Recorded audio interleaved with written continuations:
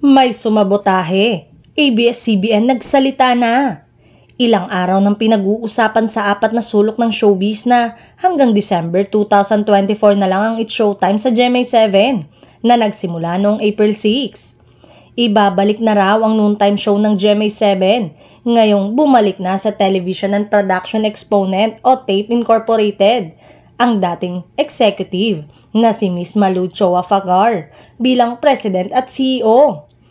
Matatandaang matagal na sa tape si Miss Fagar nung okay pang host ng Itbulaga na sina dating Senator Tito Soto, Vic Soto at Joey De Leon at ang producer ng programa ang Halos Host Siblings. Pero naunang umalis si Miss Fagar sa Tape Incorporated dahil nagkaroon naman daw sila ng problema sa isa sa mga host ng EB noon.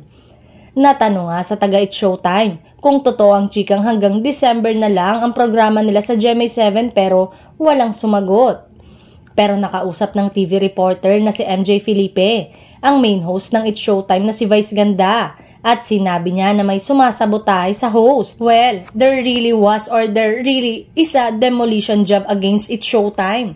Pero hindi naman natin sasabihin kung kanino nang gagaling yon. Yung ginagawa sa social media. Demolition job yon, di ba? Nung mga trolls, demolition job yon. Meron silang masamang intensyon at bala kaya demolition job yon. Paliwanag ni Vice. Dagdag pa niya, maaaring kami ay may kakayanan o nasa isang posisyon na gustong maranasan at makuha din ng iba. At para makuha nila yon, kailangan nilang subukan yon, ganong ruta.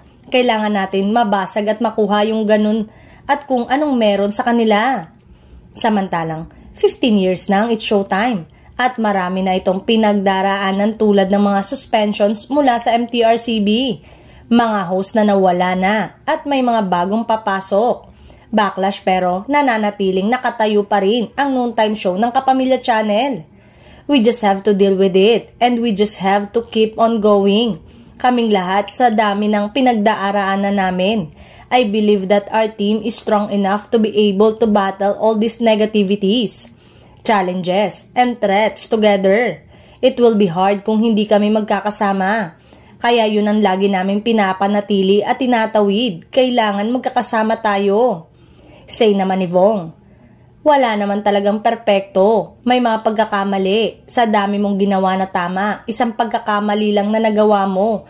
Ang maaalala lang ng mga tao ay yung isang pagkakamali na yon. Kumbaga, hindi mo mapiplease lahat ng tao. Sadya kayang sinisiraan ng It's Showtime para umingay ang pinaghahandang ika-15th anniversary ng show simula sa October 24 at mapapanood ang taunang magpasikat production number ng mga host at bilang magkakakompetensya sila.